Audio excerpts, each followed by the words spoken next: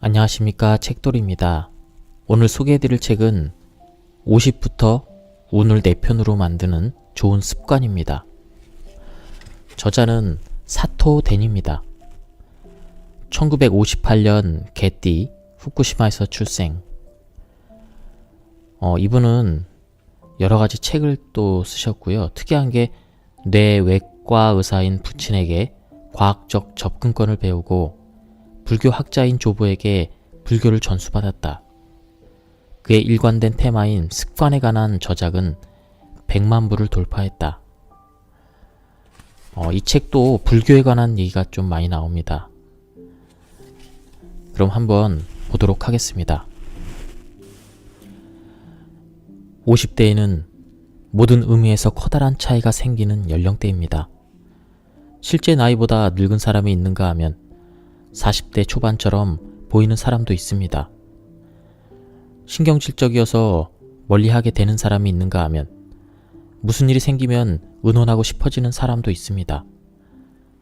지나온 인생을 후회하는 사람이 있는가 하면 걸어온 인생에 만족하는 사람도 있습니다.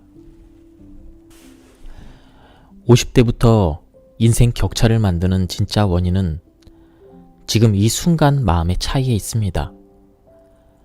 50대는 삶의 앞날이 조금씩 걱정되는 연령대입니다.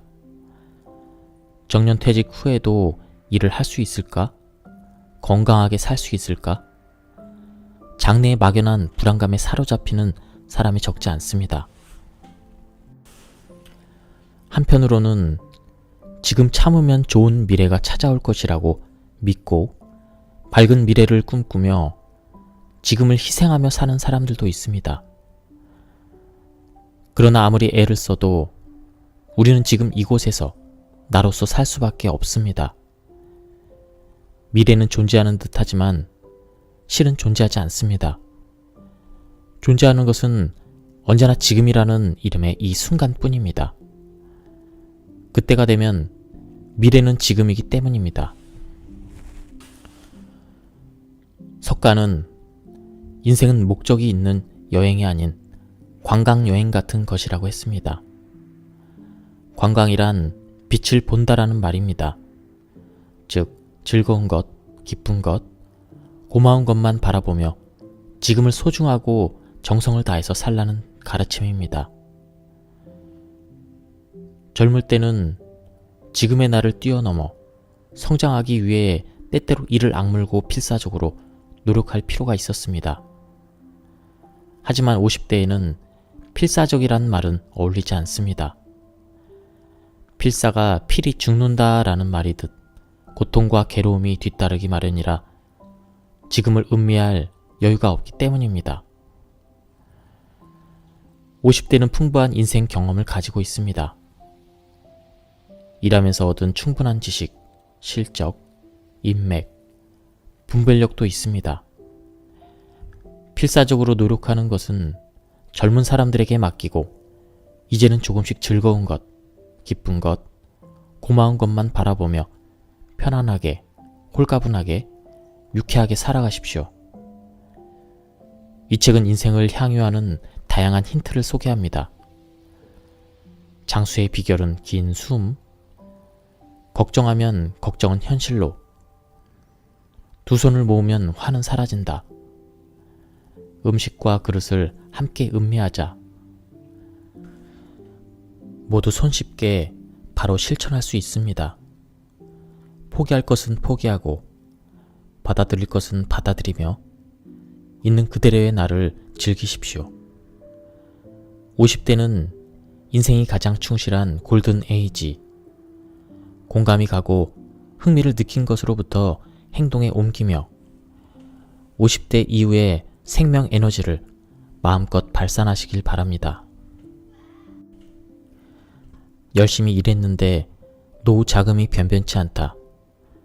열심히 키운 아이가 반항하며 집을 나갔다.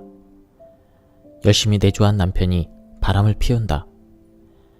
열심히 대출을 갚아온 아파트는 어느덧 낡고 초라해졌다. 인생의 절반 넘게 살아오면서 이런 걸 바라고 그렇게 열심히 살았는지 충격을 받습니다. 이런 충격은 모두 한 가지 생각, 바로 나는 살고 있다는 생각에서 생겨납니다. 우리는 누구나 나는 살고 있다고 의식하고 있습니다. 죽지 않았으니 살아있고 살고 있다고 생각하는 건 당연합니다. 그러나 여기에 큰 착각이 숨겨져 있습니다. 우리는 살고 있는 것이 아니라 사라지고 있는 것입니다. 게다가 우주의 완벽한 시나리오에 의해 사라지고 있습니다. 티베트 불교에 심취하신 저희 조부는 우주의 일체에 완벽한 시나리오가 있다고 가르쳐 주셨습니다. 태양과 화성과 지구의 미래와 같은 장대한 차원의 시나리오도 있는가 하면 우리들 한 사람 한 사람, 또 꽃과 벌레 같은 작은 생명체의 시나리오 하나하나까지 완벽하게 완성되어 있다고 조부는 저에게 말씀해 주셨습니다. 널리 알려진 바와 같이 우리 몸의 세포는 DNA라는 설계도에 새겨져 있으며 이 DNA에 의해 그 사람의 생명의 특징이 결정되어 있습니다. 그러나 그것은 수종난 스스로가 새겨 넣은 것이 아닙니다. 그럼 대체 누가 그렇게 결정했을까요? 바로 우주의 시나리오입니다. 세포의 DNA의 설계도가 있는 것처럼 우리 인생에도 미리 정해진 설계도가 있습니다. 그런 한 사람 한 사람이 존재하고 뒤엉켜 살아가는 데가 지구이며 지구 또한 장대한 우주의 시나리오에 따라 존재합니다. 단지 너무나 작은 존재인 우리 인간은 장대한 우주를 의식하지 못하기 때문에 마치 나 홀로 살아간다고 생각하지만 사실은 그렇지 않습니다. 우리들은 나의 미래는 나의 힘으로 개척해 나간다고 생각하는데 대우주의 시나리오에는 일체가 결정되어 있어서 그것에 따라 사라지고 있다고 한다면 어떤 생각이 듭니까? 게다가 그 시나리오는 좋아지도록 정해져 있다고 한다면 왠지 마음이 훨씬 편해지지 않습니까? 얼핏 나쁜 일, 괴로운 일, 싫은 일처럼 여겨지는 현상도 모두 가야 할 방향으로 향하고 있습니다. 그러니 무슨 일이 일어나도 안심하고 우주의 시나리오에 몸을 맡기면 괜찮습니다.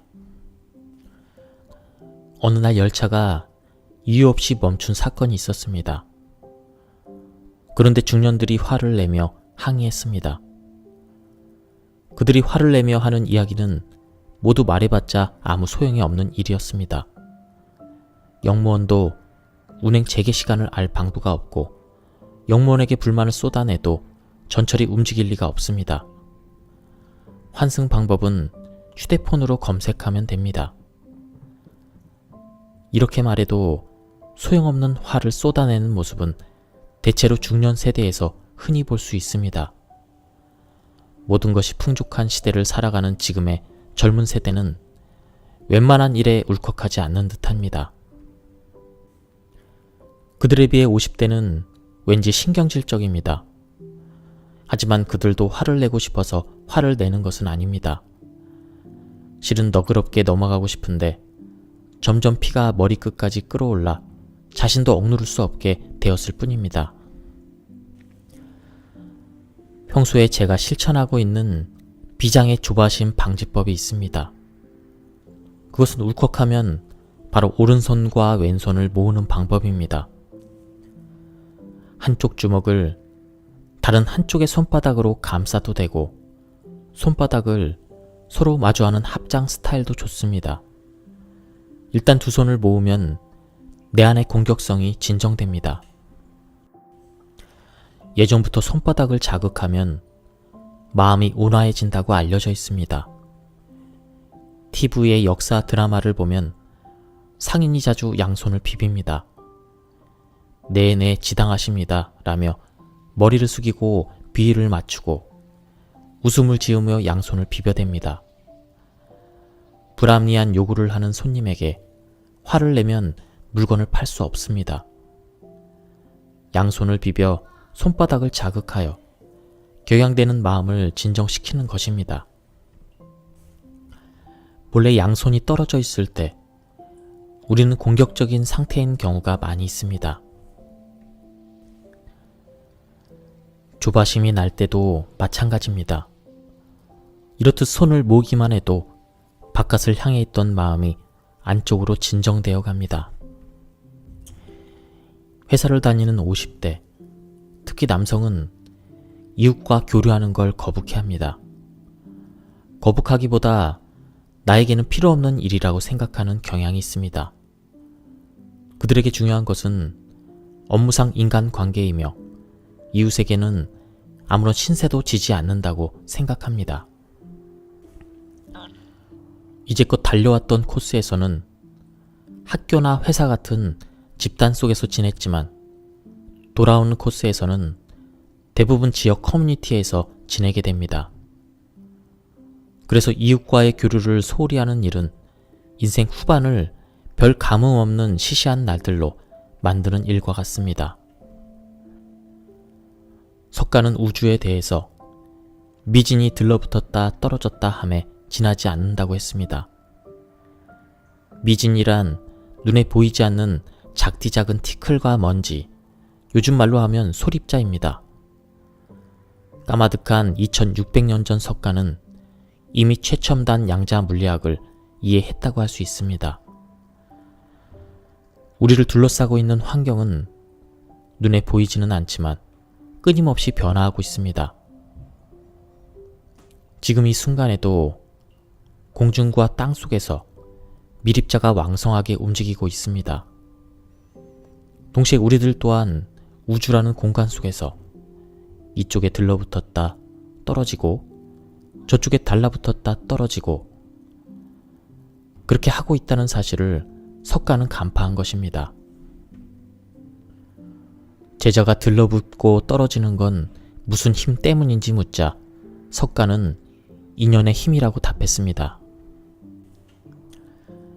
우리는 나를 둘러싼 인간관계를 내가 선택한다고 생각하는데 실은 만남은 인연의 힘으로 이루어져 있습니다.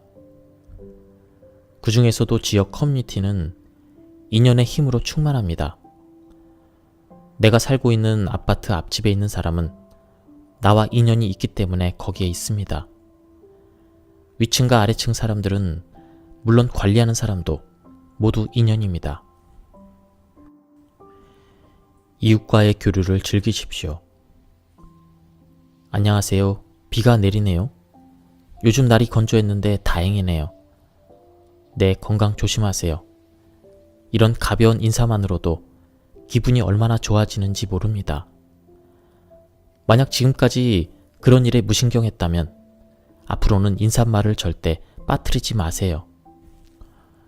업무상 인간관계에서는 없던 새로운 세계가 펼쳐질 것입니다. 기록이 향상되지 않는 단거리 선수를 보면 골 10m 정도가 되면 얼굴이 무섭게 변합니다.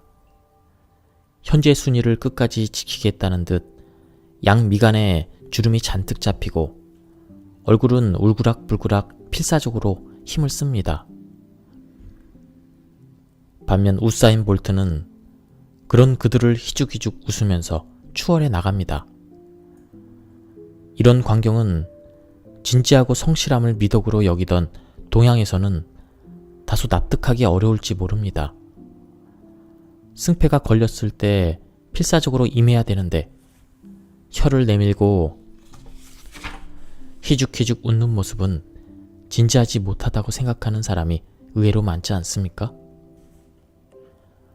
어쩌면 여러분도 필요 이상으로 스스로를 몰아붙이고 항상 신경질이 나고 조바심을 내진 않습니까?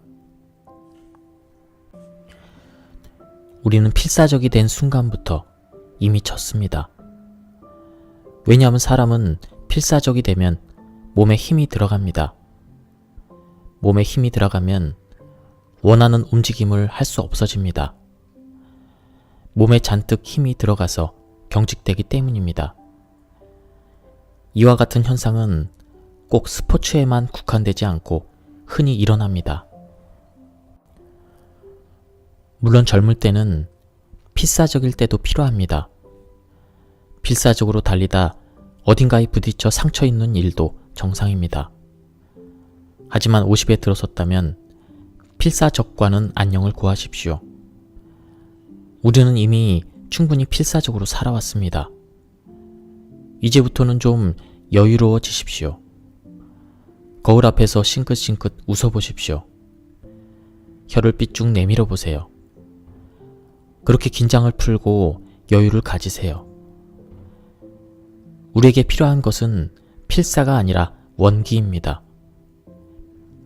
필사적이면 말 그대로 반드시 죽습니다.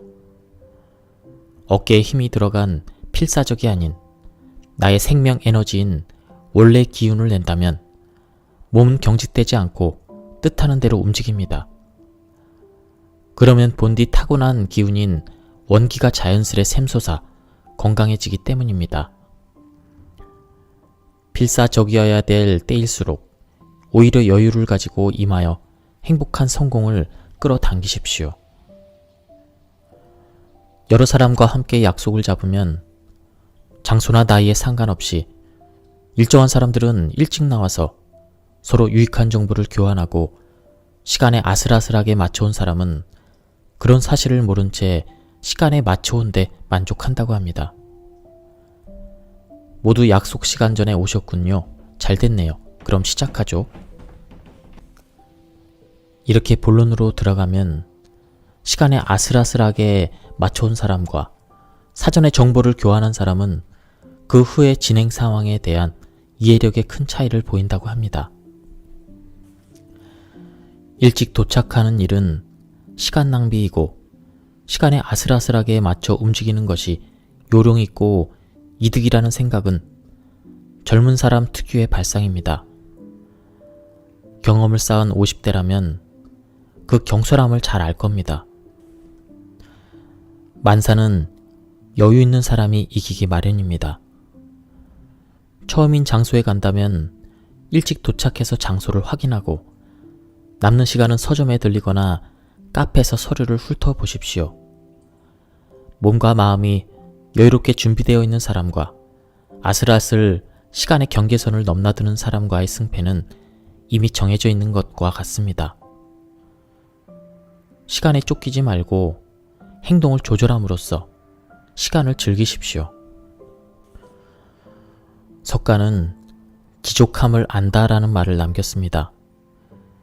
우리는 이미 모든 게 족하고 아무것도 바랄 바가 없는데 무엇인가를 찾아내서 괴로워합니다. 이 경지에 도달할 수 있으면 얼마나 평온한 마음으로 살 수 있을까요? 그러나 실제는 이런저런 요인이 그것을 방해합니다. 우리가 자족하지 못하는 원인 중 하나가 비교입니다. 우리는 나와 누군가를 비교하고 나에게 없는 것을 찾아냅니다. 부탄 국민의 행복도가 높은 사실은 널리 알려져 있습니다. 그다지 여유롭게 생각되지 않는 생활이라도 많은 국민들이 만족하게 느끼는 건 그들에게는 비교하는 대상이 없기 때문입니다. 다른 것과 비교하기까지는 만족하고 행복하다고 느꼈는데 비교한 순간 만족하지 못하고 행복하지 않게 느껴집니다. 그러나 실제로 나는 아무것도 바뀌지 않았습니다. 아무것도 바뀌지 않았으니 여전히 만족하고 행복해야 할 텐데 외부의 조건이 가만히 내버려 두지 않습니다. 정말로 불행한 이야기입니다. 비교하는 습관이 있는 사람의 무엇이 불행한가 하면 끝이 없다는 점입니다. 세상에는 대단한 부자, 대단한 미남 미녀, 대단한 천재와 같은 사람이 있습니다. 하지만 작은 비교를 할 때는 그런 존재를 깨닫지 못합니다. 저 사람 수준에 도달하면 최고라고 생각하다 실제로 그 수준에 도달하면 한층 더 높은 산이 솟아 있다는 것을 깨닫습니다. 언제까지나 자족 못하는 인생을 사는 생활에서 이제 그만 졸업해야겠습니다. 아무리 발버둥을 쳐도 우리는 지금을 살 수밖에 없습니다. 우리는 지금이라는 이 순간밖에 존재하지 않습니다. 미래라는 시간은 존재하는 듯하지만 실제로는 존재하지 않습니다. 그때가 되면 그것이 바로 지금입니다. 미래는 지금의 연장선이기 때문에 미래를 위해 지금을 희생한다는 일념에 사로잡혀 있으면 좋은 미래는 절대 찾아오지 않습니다. 지금 참으면 좋은 미래가 찾아온다는 말은 얼핏 미래를 고려한 긍정적인 태도 같지만 실은 위험한 사고방식입니다. 왜냐하면 좋은 미래를 기대한다는 것은 지금은 불행하다고 판단하기 때문입니다. 지금 살아가는 일 자체가 대단히 행복한 일인데 그 본질에 대해 깊이 생각하지 않은 채 불행하다며 먼 미래에만 몰두하면 어떤 결과를 초래할까요? 60이 되고 70이 되고 불행하고 부장이 되고 상무가 되어도 불행할 뿐입니다. 영원히 자신에게 만족하지 못하고 죽을 때까지 헉헉거리며 계단만 오르는 인생으로 끝나버립니다. 인생의 목적은 무엇일까요? 중요한 점은 우리의 인생의 목적은 없다라는 사실을 깨닫는 일입니다. 인생의 목적이 있다고 생각하는 사람은 영원히 그것을 찾지 못한 채 고뇌하게 됩니다. 어떤 철학책을 읽어도 인생의 목적은 이것이라는 해답은 나와 있지 않습니다. 관광이란 빛을 보는 여행이다. 우리는 무엇을 위해 사는가? 사실 이 질문 자체가 잘못된 것입니다. 우리는 그저 사라지고 있을 뿐입니다. 우리가 해야 할 일은 지금 이 순간 이 순간을 감사하고 생명을 밝게 빛내며 사는 일뿐입니다. 행복한 지금을 쌓아간 곳에 죽음이 있으면 그 인생은 좋은 인생이었다고 말할 수 있습니다. 그러나 많은 사람이 실제로 존재하지도 않는 목적을 위해 지금을 희생합니다. 인생은 목적이 있는 여행이 아닌 관광여행 정도로 생각하는 편이 좋습니다. 관광여행이란 말 그대로 빛을 보는 여행입니다. 즐거운 일, 기쁜 일, 쾌적한 일에만 시선을 향해 지금을 소중하게 보냅니다. 그것의 연속이 우리의 인생입니다. 매일 사고를 당하지 않고 건강하게 지내는 것만으로도 행복한 일입니다. 사람들 중에는 무슨 말인지 이해하지만 불평, 불만이 생기는 건 어쩔 수 없는 일이라고 말하는 사람도 있습니다. 그런 사람은 태도부터 바꾸기를 권합니다. 구체적으로 말하면 의식적으로 감사하는 말을 하라는 것입니다. 우리의 뇌는 우리가 한 말을 그대로 진실로 받아들이는 성질을 가지고 있습니다. 그래서 고맙다는 말을 계속하면 나에게는 고마워야 할 좋은 일이 많이 일어난다고 믿게 되어 정말로 신나고 즐거워집니다. 고마워하는 마음이 있든 없든 고맙다고 말하세요. 그러나 가족이나 가까운 사람에게 갑자기 태도를 바꾸고 변신하기는 어렵습니다. 오늘은 꼭 고맙다는 말을 하려고 했는데 나도 모르게 불평을 하는 경우가 많이 있습니다. 그래서 생면부지의 사람을 상대로 연습을 하세요. 편의점 계산대에서 계산이 끝나면 고맙습니다 라고 말합니다. 길에서 부딪힐 뻔한 사람이 먼저 피해주면 고맙습니다 라고 말합니다. 또는 아무도 없어도 괜찮습니다. 가령 잃어버린 줄 알았던 책을 찾았을 때 다행이다 라고 하지 말고 고맙습니다 라고 말해보세요. 감사의 말을 꼭 사람에게 해야 하는 법은 없습니다. 물건에게, 자연에게, 현상에게, 세상의 모든 대상에게 고맙다는 말을 할 수 있습니다. 이 고맙습니다 라는 감사의 말이 시시하고 불편, 불만으로 가득 찬 일상을 개혁하는 힘이 됩니다. 감사의 습관이야말로 부족함과 결핍감으로 점철된 불평, 불만뿐인 인생을 바꿔가는 단 하나뿐인 최고의 방법입니다. 지금 일어난 일은 지금의 나에게 필요한 일. 우리는 평소에 나에게 일어난 일들을 별개의 하나하나의 점으로 파악합니다. 각각 개별적으로 일어난 일이라고 생각합니다. 그러나 우주의 시나리오에서 각각의 점들은 하나의 선으로 이어져 있으며 한 사람 한 사람의 인생은 가장 좋은 형태로 끝나게 되어 있습니다. 즉, 나쁜 일에도 나름의 깊고 중요한 의미가 있습니다. 그것을 모른 채 우연히 들어간 독립적 개별적 일이라고 생각하니 나쁜 일에 조바심을 내고 고민을 합니다. 설마 50이 넘어 회사에서 해고당할 줄이야. 저런 사람이 상사가 아니었으면 좋았을 텐데. 이런 우연한 일만 없었으면 좋았을 텐데 하고 가슴 아리를 합니다. 하지만 그 역시 좋아지기 위한 하나의 필연입니다. 석가는 제자들에게 재미있는 설법을 했습니다. 스승님, 저는 열심히 수행을 하여 정신을 고양하려는데 동료가 그것을 방해하여 집중을 할 수 없습니다. 이렇게 호소하는 제자에게 석가는 온화하게 다음과 같이 말했습니다. 모든 게 너에게 딱 좋구나. 이 말은 지금의 너에게 가장 맞는 좋은 것만 주위에 나타난다. 그 동료는 지금 너에게 가장 어울리는 수준이라는 의미입니다. 동료의 험담을 하는 제자가 바로 그 동료에게 딱 어울리는 사람이며 동료가 한 행동도 좋아지기 위한 필연이라는 뜻입니다. 지금까지의 50년을 돌아보고 그 부침을 그림으로 그려보십시오. 당신은 밑바닥이라고 생각했는데 중요한 전환점이 되지 않았습니까? 점으로 파악하면 최악의 일이 선으로 보면 V자 반등의 시점이 아니었습니까? 세상만사 계속 우상향인 그래프는 존재하지 않습니다. 오르기도 하고 정체하기도 합니다. 계속 오르기만 한다면 고마움도 모릅니다.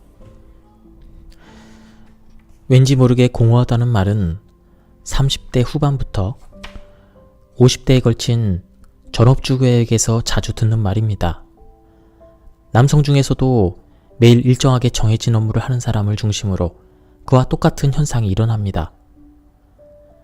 매일 똑같은 일을 반복하고 있는 사람은 분명 그 분야에서 성장하고 발전하고 있습니다. 그림으로 그리면 장소는 이동하지 않지만 동심원이 점점 커져가는 이미지입니다. 또한 원은 나선을 그리면서 위쪽으로도 커져갑니다. 하지만 나는 변함없이 동심원 중심에 있기 때문에 자각하지 못할 뿐입니다. 반면 다양한 일을 하는 사람은 여기저기 이동하지만 명확한 형태를 그릴 수는 없는 경우가 많습니다. 여기서 어슬렁, 저기서 어슬렁, 최종적으로 보면 아무것도 남지 않기 쉽습니다. 시간은 흘러가는 것이 아니라 겹겹이 쌓이는 것이라고 합니다. 우리의 시간은 착실하게 겹겹이 쌓이고 있습니다. 그때는 괴롭던 일도 경험으로 쌓여 우리의 피와 살이 됩니다. 인생에서 지금의 내가 가장 멋진 나입니다. 내일은 또다시 누적되어 한층 멋진 내가 됩니다. 그 누적을 계속하는 것이 인생입니다. 그리고 더 이상 경험을 쌓지 않아도 괜찮을 때 비로소 졸업증명서를 받고 이 세상을 떠나게 됩니다. 불교에서는 사람들의 집을 돌며 기부를 받는 탁발이라는 수행이 있습니다. 어느 날 석가는 탁발에 나서는 제자에게 가난한 집에서 더 많은 기부를 받아오라고 했습니다. 제자들은 부자에게 기부를 많이 받고 가난한 사람들에게 조금 받는 게 당연한 일이니 석가가 잘못 말한 것이라고 생각했습니다. 그런데 석가는 분명히 그렇게 말했습니다. 제자들이 이유를 묻자 가난한 사람을 가난에서 벗어나게 해주기 위해서라고 했습니다. 석가는 대체 무슨 생각이었을까요? 흔히 돈은 돌고 돈다고 합니다. 돈은 세상을 순환해야 그 힘을 발휘할 수 있습니다. 순환하지 않고 내 수중에 모아놓고 하는 건 세상에 폐를 끼치는 일이며 돈을 가지고 있지 않는 사람의 발상입니다. 부자가 부자일 수 있는 연유는 모아두기 때문이 아니라 순환시키기 때문입니다. 많은 돈을 쓰고 활발히 돌리기 때문에 자기 자신에게 돌아옵니다. 석가는 가난한 집에 가서 먼저 돈을 순환시키는 경험을 시키라고 가르친 것입니다. 가난한 사람들은 처음에는 자기들이 가난한 사실을 알고 있으면서 왜 기부하라는지 당황합니다. 그러자 제자들은 남을 위해 돈을 쓰는 일이 얼마나 마음이 넉넉해지는 일인지를 이야기합니다. 가난한 사람들은 이제까지 한 번도 그런 넉넉함을 경험한 적이 없습니다. 하지만 말을 듣고 보니 나도 세상에 조금은 도움이 되는구나 라는 생각이 들어 왠지 기분이 점점 좋아졌습니다. 그런 마음이 바로 그들에게 돈을 가져다 줍니다. 왜냐하면 이런 사람들 주위에는 좋은 만남과 좋은 일이 모여들기 때문입니다. 50대가 되면 노후 자금이 걱정됩니다.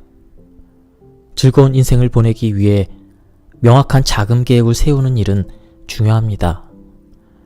물론 저축도 하십시오. 하지만 돈에 비굴해지지 마십시오. 얼마 되지 않은 기부까지 아까워하는 삶을 살면 그만큼 가난한 노후를 맞이할 가능성이 커집니다.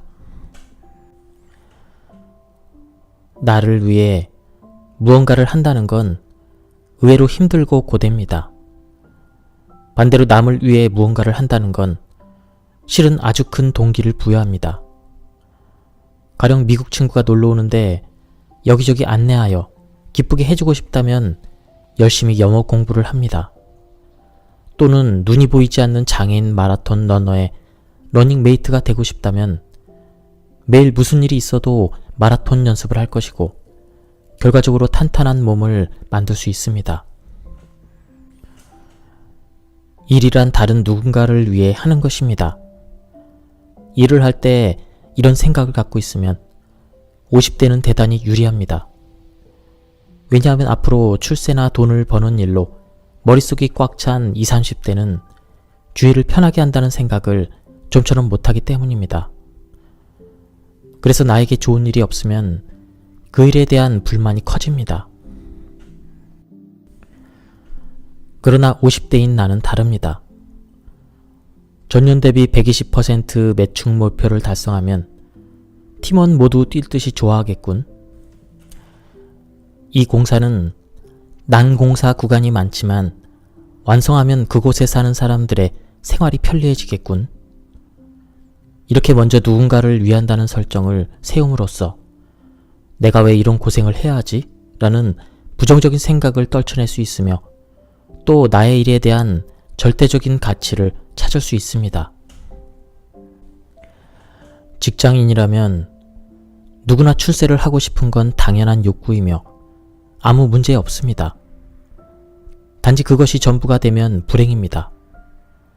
출세하면 멋진 직함이 뒤따르기 마련인데 직함은 퇴사와 동시에 빛을 잃고 호련히 사라져버린다는 사실을 잊으면 안 됩니다.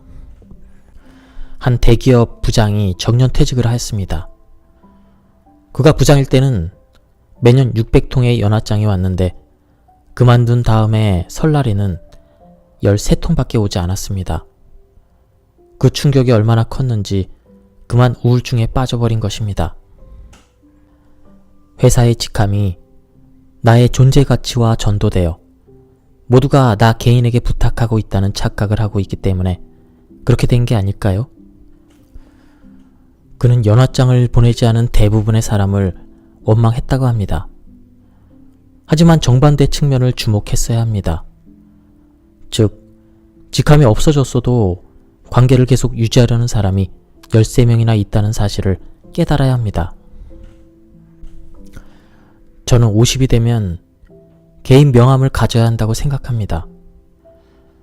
일에서는 회사 명함을 사용하지만 취미 활동 등에서는 집 주소나 개인 메일을 새긴 명함을 건넵니다. 간략한 자기소개를 덧붙여도 좋습니다. 일찍부터 이렇게 하면 언젠가 회사 명함이 사라져도 자연스럽게 개인 명함 생활로 옮겨갈 수 있습니다. 나는 나라고 대답할 수 있는 삶의 방식을 50대부터 찾으세요. 나인가? 아니면 나 아닌 다른 무엇인가? 저의 이런 혼란을 단칼에 풀어준 잠언이 화이부동입니다. 조화를 이루나 동조하지 않는다. 주위와 사이좋게 지내나 부하내동하지 않고 자기 중심을 잡고 즐겁고 유쾌하게 산다.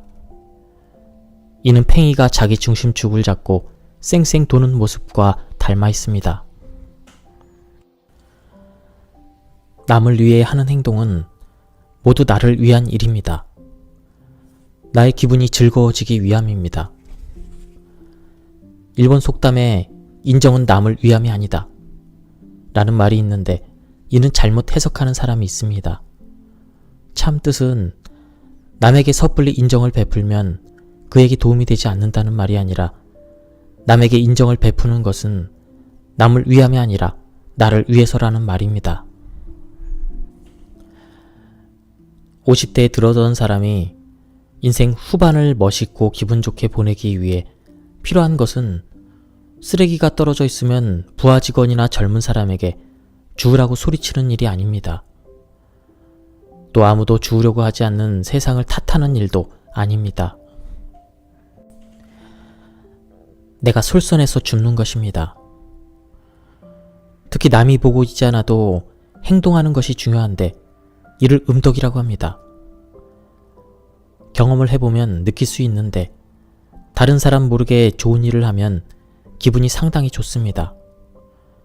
특히 화장실이나 세면대 등의 물기를 닦거나 깨끗이 하는 일은 효과 만점입니다. 될 수 있으면 하고 싶지 않은 일을 함으로써 마음의 제한에서 자유로워질 수 있습니다. 대기업 경영자나 성공한 사람 중에 아침에 제일 먼저 화장실 청소를 하는 사람이 적지 않습니다.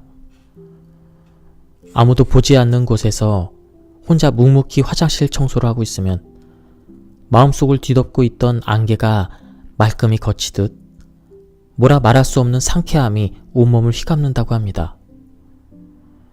50대부터 쌓아가는 음덕은 대단히 큰 가치가 있습니다. 50대가 되면 반야심경 읽기를 권합니다. 반야심경은 관자재 보살이라는 첫 구절로 시작합니다. 관자재란 이제까지 몸에 밴 지식, 경험, 가치 등에 구속받지 않고 있는 그대로를 받아들인다는 뜻입니다. 반야심경에서 가장 중요한 것은 마지막 구절입니다. 아제아제 바라아제 바라승아제 모지사바. 의역하면 뜻은 다음과 같습니다. 자유다, 자유다, 자유로워졌다. 대우주여 고맙다. 너는 자유이니 아무 장애도 없다.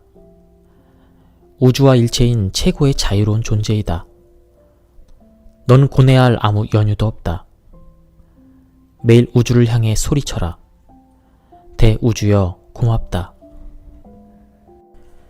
특히 저자는 이취경이라는 불경을 제일 좋아한다고 합니다. 모든 것은 아름답고 깨끗하다. 욕, 촉, 애, 만의 소락을 대락으로 바꾸는 것이야말로 불도이다. 대일열애는 17개의 청정한 보살의 경지를 들며 다음과 같이 일깨워졌다. 이성을 사랑하고 서로 강하게 안음도 청정한 보살의 경지이다. 신체의 즐거움도 청정한 보살의 경지이다. 눈에 보이는 색도 청정하면 보살의 경지이다. 귀로 듣는 소리도 청정하면 보살의 경지이다. 세상의 향기도 청정하면 보살의 경지이다. 입안의 맛도 청정하면 보살의 경지이다.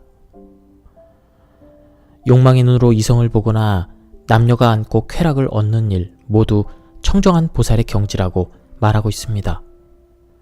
정말 놀랍습니다. 번뇌 즉 보살이라는 말처럼 번뇌가 있기 때문에 깨달음이 열립니다. 욕이 있는 사람은 그만큼 깨달음도 가깝다고 이 지경은 전하고 있습니다. 모든 것은 깨끗하고 아름답다. 욕, 촉, 애, 만의 소락을 대락으로 바꾸는 것이야말로 불도이다. 작은 욕을 큰 욕으로 바꾸는 것이 중요하다고 말하고 있습니다. 이것은 예를 들어 내 손자가 건강하길 바라는 소욕에서 세상 모든 아이들이 건강하게 자라길 바라는 대욕으로 자각하는 일입니다. 예전에 세미나에서 한 수강생이 더 예쁘게 태어났으면 좋았을 텐데 어떻게 하면 좋을지 질문한 적이 있습니다. 저는 선종의 가르침을 인용하며 대답했습니다. 당신 자신도, 당신이 미인이라고 부러워하는 사람도, 여기 있는 모든 사람도 모두 그저 가죽 껍데기입니다. 가죽 껍데기? 제 말이 너무 지나쳤는지 여성뿐 아니라 세미나 수강생 모두 깜짝 놀란 모습이었습니다. 그러나 실제로 선종에서는 인간은 똥을 뒤집어 쓰고 있는 껍질, 소위 가죽 껍데기에 지나지 않는다고 여깁니다. 성형외과 의사에게 물어보면 한꺼풀 벗겨보면 모두 똑같은 고깃덩어리가 나온다며 미녀와 추녀는 애초에 없다고 합니다. 성형외과 의사는 환자를 예쁘게 만들어주면서 내심 모두 똑같다고 실감하는 것입니다. 이러한 불만은 인생의 끝이 보이기 시작하면 다른 형태로 분출하는 경우가 있습니다. 더 부자로 태어났더라면, 또 다른 사람과 결혼했으면 인생이 달라졌을 텐데, 이렇게 생각하는 것입니다. 이것은 젊을 때의 불말보다 집요하고 성가십니다. 그러나 설령 더 잘나고 더 잘생긴 다른 누구였더라도 아무것도 바뀌지 않습니다. 어느 누구라고 해도 사람은 단지 가죽 껍데기에 불과할 뿐입니다. 나와 남 모두 그저 가죽 껍데기라는 깨달음은 우리를 지금보다 훨씬 자유롭게 해줍니다. 남을 부러워하고 나를 비하하는 데에는 아무런 의미도 없기 때문입니다. 우리는 열심히 일하는 나의 몸에게 신뢰되는 말을 하고 있지 않습니까? 어차피 내 간장은 고물이야. 이젠 늙어서 귀도 잘 들리지 않아. 이렇게 나의 몸을 업신여기면 장기는 점점 나빠집니다. 조금 더 나의 몸을 칭찬하고 고마워하십시오. 몇 군데 좋지 않은 데가 있어도 우리는 잘 살아가고 있습니다. 게다가 완벽한 몸을 가진 사람은 아무도 없습니다. 인간의 치사율은 100%입니다. 아무리 건강한 사람도 반드시 죽습니다. 이렇게 생각하면 필요 이상으로 건강에 집착하지 않을 수도 있습니다. 전날 밤 몇 시에 자든 중간에 몇 번 눈을 뜨든 일출과 함께 일어납니다. 이것이 저의 수면 습관입니다. 일출 시간에 맞추기 때문에 겨울은 여름보다 조금 늦게 일어납니다. 새벽에 간신히 잠들고 한낮에 느릿느릿 일어나는 사람보다 일찍 자고 일찍 일어나는 습관을 가진 사람이 당연히 건강하고 싱싱합니다. 밤 10시부터 심야 2시 사이에 우리의 몸은 성장 호르몬을 분비합니다. 이때 잠을 자고 있으면 몸의 세포가 회복된다는 사실은 과학적으로 증명되었습니다. 따라서 매일 밤 10시에는 잠자리에 드는 것이 이상적입니다. 일찍 일어나는 습관이 좋다면 새벽 4, 5시에 일어나도 되지 않을까 생각하는 사람이 있습니다. 하지만 저는 4시에는 일어나지 않습니다. 일출과 함께 일어납니다. 왜냐하면 우주의 일부인 우리는 우주의 리듬에 따라 살아가는 게 가장 이상적이기 때문입니다. 저는 필요 이상으로 아침 일찍 일어나는 건 찬성하지 않습니다. 먼저 육체에 무리가 갑니다. 인간의 육체는 아침 5시 정도에 릴렉스 모드의 부교감신경 우위에서 활동 모드의 교감신경 우위로 전환됩니다. 5시 정도까지는 신체 조종을 위해 쉬도록 되어 있습니다. 그런데 4시 반에 일어나 움직이면 교감신경 우위의 시간대가 길어져서 지치게 됩니다. 또 일출과 함께 일어나면 그날 하루는 활기차고 왕성하게 일할 수 있습니다. 왕성하게 활동하면 밤 10시에는 잠이 오고 잠자리에 듭니다. 이런 생활을 반복하는 동안 우주의 리듬에 맞춘 황금 수면 패턴은 어느새 습관이 되어버립니다. 미병이란 말이 있습니다.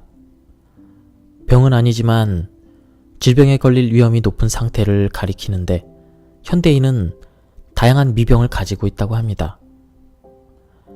왠지 머리가 아프다든지 어쩐지 위의 상태가 좋지 않다든지 왠지 모르게 피로가 가시지 않는다는 것입니다.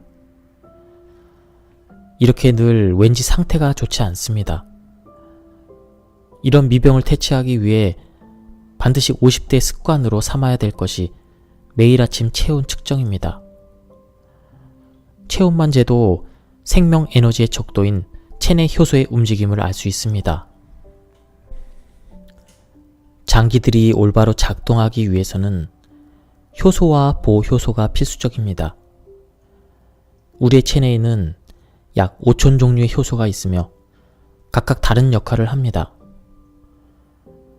5천 개나 있어 그중 무언가가 가능하면 괜찮은 것이 아니라 5천 개 모두가 각각 다른 역할을 하기 때문에 몇 개의 역할이 빠지면 몸 어딘가가 아파지는 것입니다. 미병이란 바로 몇 개의 효소가 가능하지 않은 상태라고 할 수 있습니다. 유치원을 다닌 무렵의 아이들은 효소가 완벽하게 작동하고 있어서 아주 건강합니다. 아침에 눈을 뜨면 곧장 뛰어다니고 밤이 되면 곧장 잠이 들어 소리가 나도 깨지 않습니다. 그리고 다음날 아침이면 다시 태어난 듯 완전히 건강해지기를 반복합니다. 모든 효소가 가장 활발히 활동하는 것은 체온이 36.7도일 때입니다. 소중한 효소가 기능하는지 아닌지 알기 위해서 체온 측정을 빠뜨릴 수 없는 이유입니다. 예를 들어 체온이 35도대에서는 효소가 반밖에 기능하지 않습니다. 이상적인 체온 36.7도를 유지하는 데에는 몇 가지 방법이 있습니다. 먼저 목욕할 때 샤워만 하지 말고 욕조에 몸을 푹 담그는 방법입니다. 이때 몸을 빨리 따뜻하게 만들기 위해 물의 온도를 올리는 건 역효과를 초래합니다. 미지근한 물에 몸을 푹 담그고 몸 중심부까지 따뜻하게 하세요. 다음은 운동입니다. 근력 운동을 하여 근육이 생기면 피의 순환이 좋아져 체온이 올라갑니다. 또한 근육이 붙고 체온이 올라가면 기초대사도 늘어나기 때문에 살이 찌지 않습니다. 체온을 올리는 생활은 건강과 미용에도 좋은 일입니다. 자등명, 법등명. 이것이 석가의 마지막 유훈입니다. 등명이란 비추는 불빛, 자는 자기 자신, 법은 우주의 진리입니다. 즉, 석가는 남을 의지하지 말고 자기 자신과 우주의 진리를 의지하여 살아가라고 제자들에게 가르친 것입니다. 우리는 우주의 시나리오에 따라 한 사람 한 사람 완전한 인생을 부여받았습니다. 그런 상황에서 자기 자신 이해를 의지하면 길을 잘못 듭니다. 의지할 때는 자기 자신밖에 없다는 말입니다. 행복하다고 말하는 많은 사람은 가족이 모두 건강하고 화목하다는 이유를 듭니다. 즉, 따뜻한 인간 모임에 내가 속해 있다는 사실을 인식하고 있으면 사람은 행복을 느낄 수 있습니다. 일이 삶의 보람이라고 말하는 사람은 일에서 성과를 올리는 것이 나의 행복이라고 믿지만 실은 프로젝트 팀원과 성공을 함께 나누는데 행복을 느끼는 것입니다. 우리 행복의 정체는 일체감, 불행의 정체는 분리감입니다. 학교에서 괴롭힘을 당한 아이가 자살할 만큼 고통스럽게 느끼는 것이 바로 분리감을 느끼기 때문입니다. 아이를 키우면서 회사를 다닐 때는 매일 많은 사람들 속에 있습니다. 그리고 나는 고독과 무관하며 가끔은 혼자 있고 싶다고 생각합니다. 그러나 앞으로 10년만 지나면 상황은 일변합니다. 현실적인 문제 중 하나가 주위에 사람이 줄어드는 일입니다. 50대부터 유념할 것은 앞으로 일체감을 느낄 수 있는 모임을 지금부터 가능한 한 많이 만들어야 한다는 사실입니다. 그것은 온전한 그만큼의 행복감을 가져다 줍니다. 예, 지금까지 50부터 운을 내 편으로 만드는 좋은 습관에 대한 리뷰를 모두 마쳤습니다. 이 책은 제목에서 운을 내 편으로 만든다고 돼 있었는데 이런 부분보다는 50부터 어떻게 마음 자세를 가져야 행복해지는지 그것에 주안점을 둔 그런 글이었습니다. 다양한 주제로 구성이 돼 있었고 그리고 내용도 생각보다 많이 알찼습니다. 한번 구해서 읽어보시는 것을 추천드립니다. 여기까지 리뷰를 모두 마치도록 하겠습니다. 감사합니다.